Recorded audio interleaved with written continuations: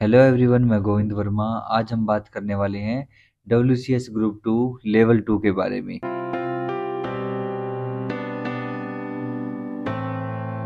तो फर्स्ट जो क्वेश्चन है हमारे पास वो दिया गया है हमें कि द फोर्स ऑफ अट्रैक्शन और repulsion between two charge is proportional to the amount of charge on both charge and inversely proportional to the square of the distance between them. This is statement of which law. इसके अंदर जो statement दी गई है इस question के अंदर, उसमें हमें पूछा गया है कि इस जो ये स्टेटमेंट है वो किसने दी थी। तो इसका आंसर जो है वो तीसरा आंसर इसका सही होगा। जो कुलाम लॉ है वो इसका आंसर एकदम सही होगा। जो सेकंड क्वेश्चन है उसमें हमें दिया गया है ए 30 mm diameter 1600 mm long bolt carry a load of 40 kilonewton, calculate extension in bolt।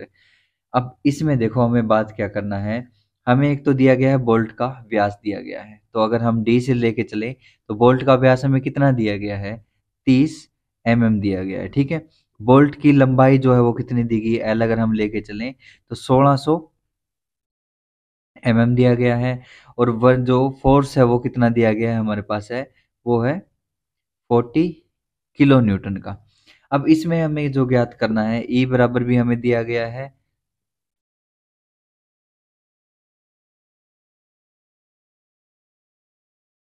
Newton पर mm²। ठीक है, तो हमें वैल्यू कौन कौन सी, डी की वैल्यू 30 mm दी गई है, एल की वैल्यू कितनी है 1600 mm दी गई है, एफ हमारे पास कितना है, जो फोर्स है 40 kN का है। ई बराबर हमारे पास, ई हमारे पास दिया गया है 2 लाख Nm/mm²। तो यहाँ हमें ज्ञात करना है इसकी जो लंबाई में परिवर्तन हुआ है लोड के कारण वो कितना होगा।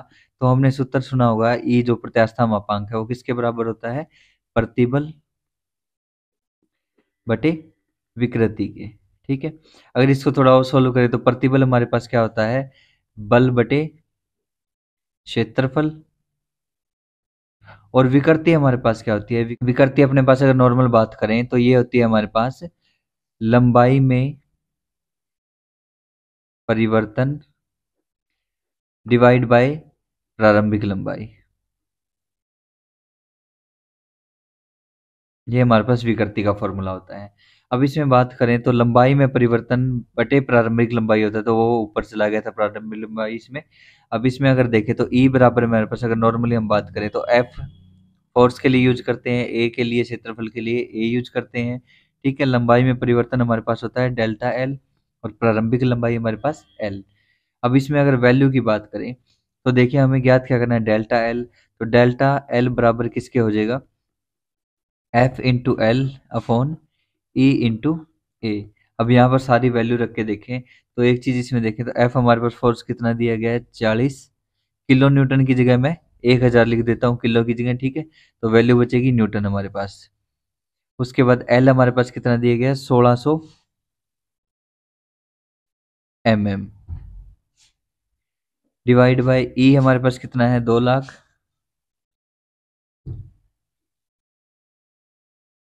न्यूटन पर mm²। ये mm है, इसके साथ लगा देता हूँ mm।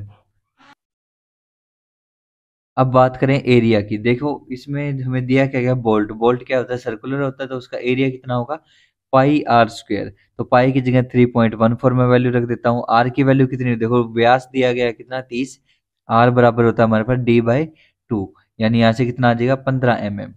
तो यहाँ पे 15 की स्क्वायर कर देंगे तो डेल्टा एल बराबर हमारे पास कितना आएगा।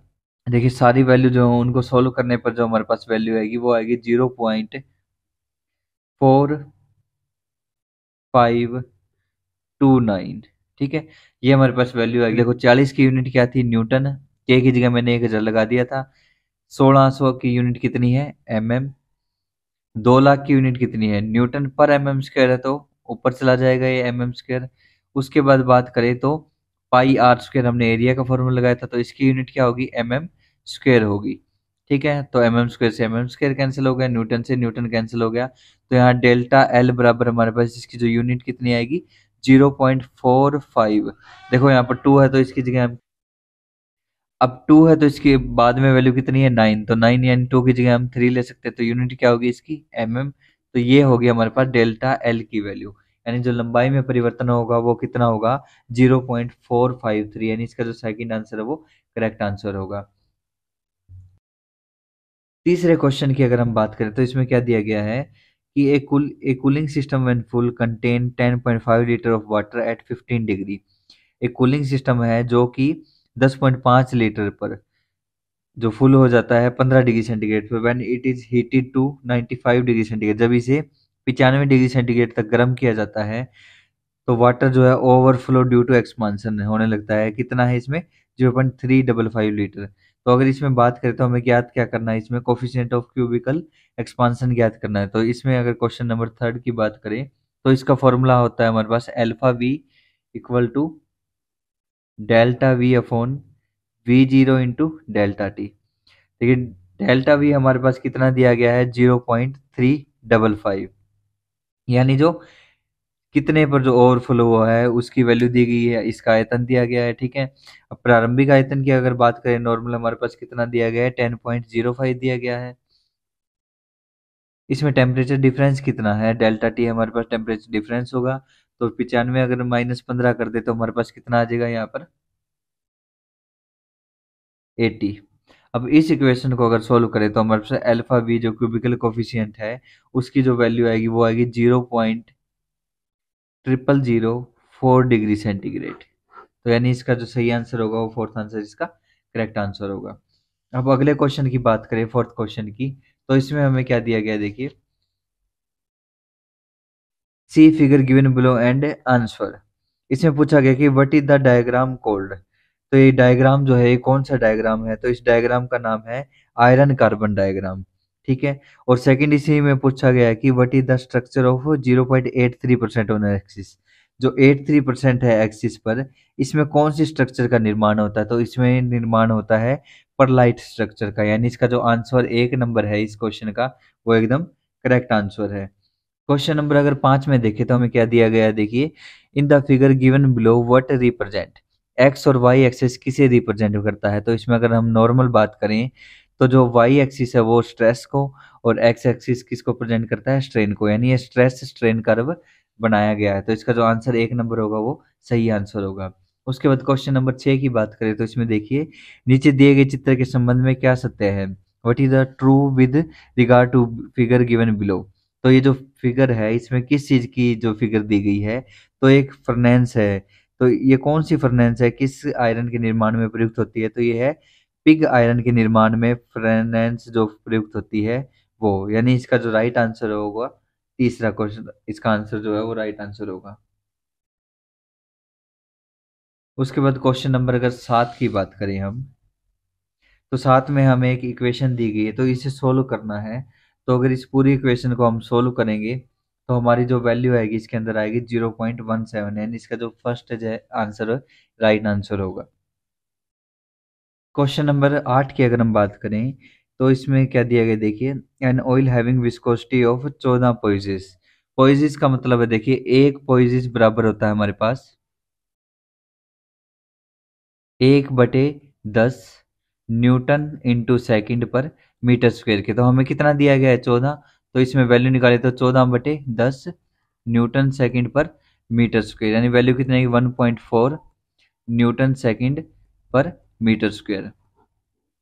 अब और इसमें बात करें तो दिया गया, देखो field between plate 1.5 semi apart, यानी जो प्लेटों के बीच की दूरी दी गई, कितनी दूरी में ये फैला हुआ वो है 1.5 सेंटीमीटर। अगर नॉर्मल हम बात करें तो सारी वैल्यू हमारे मीटर में दी गई है, तो इससे भी अगर मीटर में चेंज करें तो 1.25 सेंटीमीटर है। तो 1.25 डिवाइड बाय 100 मीटर आ जाएगा हमारे पास। ठीक है, जो वैल्यू है हमारी सारी किस में दी गई है, मीटर में दी गई है। तो इस सेंटीमीटर को यानी 1.25 सेंटीमीटर को भी हम किस में चेंज करेंगे, मीटर में, तो हम 100 से भाग दे देंगे। तो यहाँ से जो हमारी वैल्यू आएगी वो आएगी हमारे पास 0.0125 मीटर में, यानी जो दूरी है वो हमारे पास ये होगी। उसके बाद बात करें तो वेलोसिटी हमारे पास कितनी दी गई है, यानी उसकी गति 2.5 मीटर पर सेकंड। इसके फॉर्मूले की बात करें तो हमारे पास एक फॉर्मूला होता है इसके अंदर, इसमें हमें निकालना क्या है, देखिए सी स्ट्रेस की वैल्यू निकालनी है। और स्ट्रेस की बात करें तो सिग्मा से अगर हम लें तो ये होता है हमारे पास mu D V upon D Y.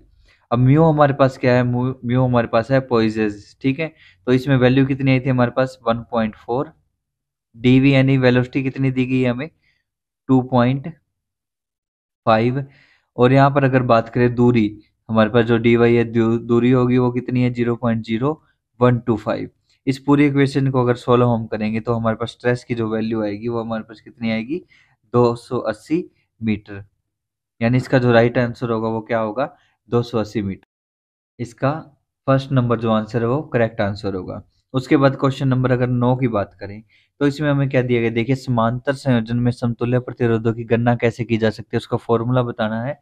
तो उसका फॉर्मूला क्या होता है 1/r बराबर 1/r1 प्लस 1/r2, यानी इसका जो राइट आंसर होगा वो फर्स्ट वाला आंसर राइट होगा। 10वें क्वेश्चन की अगर हम बात करें तो 10वें क्वेश्चन में क्या दिया गया है, एक सीढ़ी है 19 मीटर लंबी और 60 डिग्री के कोण पर दीवार से लगाई गई है। तो सीढ़ी और दीवार के बीच में दूरी ज्ञात करनी है। तो अगर हम बात करें ये हमारे पास दीवार है, कितनी दूरी है ये हमें ज्ञात करनी है, ठीक है। सीढ़ी कितने एंगल पर दीवार के साथ लगी हुई है 60 डिग्री, और लंबाई कितनी है इसकी 19 मीटर। अगर हम नॉर्मल बात करें तो हमारे पास जो लाल बटे कक्का, यानी इसमें देखिए हमें ज्ञात क्या करना है, हमें निकालना क्या है आधार निकालना, और कर्ण दिया गया तो आधार और कर्ण किस में है यहाँ पर। अगर बात करें तो ये क्या होता है हमारे पास साइन कोस टेन, तो किसकी वैल्यू दी गई है कोस की। तो कोस थीटा बराबर हमारे पास कितना होता है आधार बटे कर्ण, ठीक है। तो कोस थीटा हमारे पास कितना दिया गया, देखो कोस 60 डिग्री बराबर आधार हमें ज्ञात करना है, कर्ण कितना दिया गया है 19, ठीक है। तो इसमें अगर हम बात करें तो कोस 60 जो है इसकी वैल्यू कितनी होती है 1/2, 19 इस तरफ आ गए तो 19/2 बराबर एक्स। इसको सोल्व करेंगे तो हमारे पास जो आंसर आएगा इस क्वेश्चन का वो होगा हमारे पास 9.5 मीटर, यानी जो इसका फर्स्ट आंसर है वो एकदम करेक्ट आंसर है। और 60 डिग्री की वैल्यू लगा के इक्वल में इसे सोल्व कर सकते हैं इस तरीके से। अगर आगे हम बात करते हैं क्वेश्चन नंबर 11 की, क्वेश्चन नंबर 11 में अगर हम बात करें तो हमें देखिए क्या दिया गया है, what is the rise in the water level if A 15 centimetre cube is emerged completely in a rectangular vessel with base dimension as 20 centimetre into 15 centimetre. इसमें यदि एक आयताकार बर्तन जिसके तल का माप 20 सेमी इंटू 15 सेंटीमीटर है और जिसमें पानी भरा है, यदि 15 सेंटीमीटर के घन क्यूब है, इसमें हमें हाइट निकालनी है। तो देखिए हमें दिया क्या हुआ है, तो दोनों वैल्यू को हम क्या रखेंगे इक्वल में रखेंगे। देखो वेसल जो है उसकी डायमेंशन कितनी दी गई है 20 सेंटीमीटर इंटू 15 सेंटीमीटर, और आयतन की बात करें तो कितना दिया गया हमें 15 सेमी क्यूब की। अब दोनों के अगर आयतन को बराबर रखें तो आयतन हमारे पास वेसल का कितना होगा L into B into H, यानी लंबाई गुना चौड़ाई गुना ऊंचाई, बराबर अगर इसके आयतन की बात करें तो वो कितना होगा ए क्यूब हमारे पास, ठीक है। तो हमारे ज्ञात क्या करना है एच की वैल्यू जो है हमें फाइंड करनी है, जो वेसल है उसकी हाइट हमें निकालनी है, ठीक है। तो एच की वैल्यू कैसे फाइंड करेंगे, तो एच बराबर A Q divide by L into B. तो ए क्यू हमारे पास कितना होगा 15 इंटू 15 इंटू 15, और एल बी की वैल्यू 20 इंटू 15, 15 से 15 अगर कैंसिल करें तो इसको पूरी अगर इक्वेशन को सोल्व करेंगे तो हमारे पास वैल्यू आ जाएगी 11.25। तो हमारे पास जो इसका आंसर होगा सेंटीमीटर, फर्स्ट आंसर जो है इसका करेक्ट आंसर होगा। उसके बाद हम बात करते हैं क्वेश्चन नंबर 12 की। तो क्वेश्चन नंबर 12 में हमें एक इक्वेशन दी गई तो इसे सोल्व करना है। तो सबसे पहले हमें क्या करना होगा, तीनों इक्वेशन जो है उनको ऐड करना है। तो 5x² plus 10x minus 7, 3x² minus 4x plus 2, 4x² plus 2। इस इक्वेशन को अगर हम ऐड करें तो पहले कितना होगा 5 3 8 और 4 12x² प्लस माइनस माइनस होगा, 10x में से 4x गए तो कितना आएगा हमारे पास 6x, प्लस की वैल्यू बढ़ी है तो यहाँ पर प्लस का साइन आ जाएगा। दोनों को अगर ऐड करें तो कितना होगा टोटल हमारे पास 4। अब माइनस प्लस माइनस कितना होगा माइनस ही होगा, 7 में से 4 गए तो कितने बचे 3। वैल्यू किसकी बढ़ी है माइनस वाली, तो माइनस का साइन आएगा। इसके बाद हमें क्या करना है, इस वैल्यू को कितने से भाग देना होगा 3 से, क्योंकि हमें इनका औसत निकालना है। तो 3 से भाग देंगे तो 12x² प्लस 6x माइनस 3। अब 3 से डिवाइड करें तो 3 चौके 12 आएगा, इन 4x² को डिवाइड अगर 3 को 4x² से गुणा करेंगे तो हमारे पास क्या आएगा, 12x²। ठीक है, ये वैल्यू कैंसिल हो जाएगी हमारे पास। उसके बाद बात करें कितना आया प्लस का, 6x। अब कितने से गुणा करें इसको, अगर प्लस के हम 2x से इसे गुणा करेंगे तो हमारे पास कितना आ जाएगा, 6x। ये वैल्यू कैंसिल हो जाएगी, फिर बचेगा क्या हमारे पास, -3। इसे हमें कितने से गुणा करना पड़ेगा, अगर -1 से अगर हम गुणा करेंगे तो हमारे पास जो वैल्यू आएगी वो कितनी आएगी, 3 आ जाएगी। तो यहाँ से ये भी कैंसिल होगा। तो इस क्वेश्चन का जो राइट आंसर होगा 4x² प्लस 2x-1। तो इसका जो फर्स्ट आंसर है वो एकदम करेक्ट आंसर होगा। क्वेश्चन नंबर अगर 13 में हम बात करें तो इसमें देखो क्या दिया गया है। In a test of 80 question, Rita correctly answered 75% of 60 question. To secure 80% in the entire test, what percent of the left question must be answered correctly. तो इसमें पूछा गया कि 80 क्वेश्चन है टेस्ट के अंदर, जिसमें से 60% का जो 75% है उन्होंने उसने क्वेश्चन कर दिया, और बाकी कितने क्वेश्चन करे कि उसके 80% मार्क्स आ जाए। तो इसमें देखिए सबसे पहले हमें कितने क्वेश्चन किए हैं उसने, 60 क्वेश्चन किए हैं। कितने परसेंटेज है वो, 75% है। तो अगर इसमें हम बात करें तो पहले 60 क्वेश्चन का कितने परसेंट बनता है, 75% कितना होता है, तो 75/100 × 60। ठीक है, तो यहाँ से हमारे पास कितनी वैल्यू आ जाएगी, 45 क्वेश्चन उसने सही कर दिए। उसके बाद हम बात करते हैं टोटल क्वेश्चन कितने हैं, 80। और 80% हमें निकालने के लिए हम कितने क्वेश्चन सही करने पड़ेंगे, तो 80/100 × 80। यानी अगर इसको सोल्व करेंगे तो हम कितना आ जाएगा हमारे पास, 64। यानी उसे टोटल क्वेश्चन 80% लाने के लिए कितने सही करने पड़ेंगे, 64। और उसने कितने क्वेश्चन कर दिए हैं, 45। अगर हम इसमें बात करें तो क्वेश्चन हमारे पास कितने बचे रिमेनिंग, 19 क्वेश्चन और उसे सही करने पड़ेंगे, तब जाके उसके कितने परसेंट आएंगे, 80% आएंगे मार्क्स। ठीक है, अब इसने पूछा है कि जो कितने परसेंट क्वेश्चन और करने पड़ेंगे, तो हमें परसेंटेज में वैल्यू निकालनी है। तो कितने क्वेश्चन और करने पड़ेंगे, 19। और बचे कितने, देखिए 60 क्वेश्चन उसने कर दिए थे, जिसमें उसके नंबर कितने हैं, 45। अब 80% के लिए उसे कितने करने के क्वेश्चन है, 19। और कितने क्वेश्चन पेंडिंग, अगर 60 क्वेश्चन कर दिए, टोटल 80 क्वेश्चन थे, तो कितने बचे, 20 क्वेश्चन।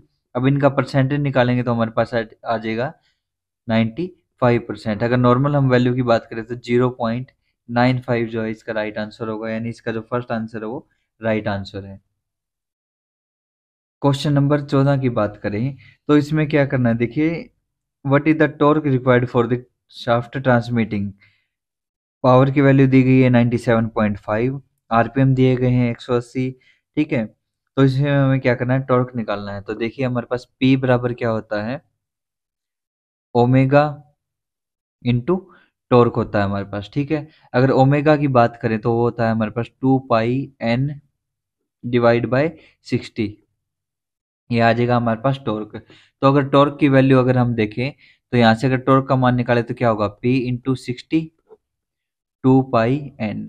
अब इसमें हम देखें तो देखो टॉर्क बराबर हमारे पास कितना आएगा, P × 60/2πn। तो P की वैल्यू हमारे पास 97.5 जो कि पावर है, इंटू 1000 कर दें क्योंकि किलोवाट में है, इंटू 60 डिवाइड बाई 2, पाई की वैल्यू 3.14 इंटू आरपीएम कितने हैं, 180। इस इक्वेशन को अगर हम सोल्व करेंगे तो हमारे पास जो वैल्यू आएगी टॉर्क की वो आएगी 5175.15।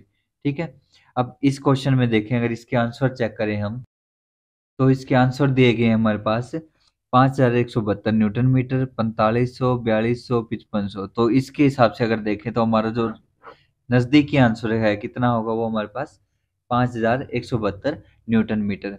उसके बाद हम आगे अगर बात करें 15 नंबर क्वेश्चन की, तो इसमें दिया गया है कि in a society there are 3 boys and 5 girls, when new members join with equal number of boy and girl, then the new ratio become 3:4। ठीक है, ज्ञात क्या करना है, how many new boys and girl joined in the society. इसमें देखिए हमें ज्ञात करना है कि कितने नए लड़के आए हैं। जैसे पहले उनका जो है संख्या कितनी, लड़कों की 3 है और लड़कियों की 5 है। अब नए मेंबर आने के बाद जो रेशियो है उसका अनुपात है वो 3:4 हो जाता है। तो नए लड़के और लड़कियां कितने कितने आए हैं उसके बारे में हमें फाइंड करना है। तो इसमें अगर हम बात करें तो 3 लड़के थे, तो प्लस हम कितना कर लेते हैं, x। ठीक है, बटे में लड़कियां कितनी है, 5 + x, क्योंकि इनकी वैल्यू हमें नहीं पता कितने ऐड हुए हैं। और इक्वल रेशियो कितना हो जाता है, 3/4।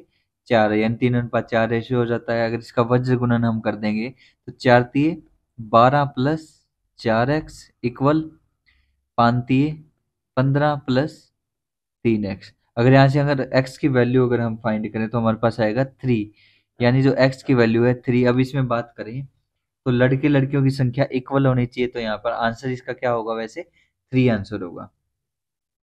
आगे की वीडियो में हम बात करेंगे अलग ग्रुप और अलग लेवल के बारे में WCS के एग्जाम के लिए।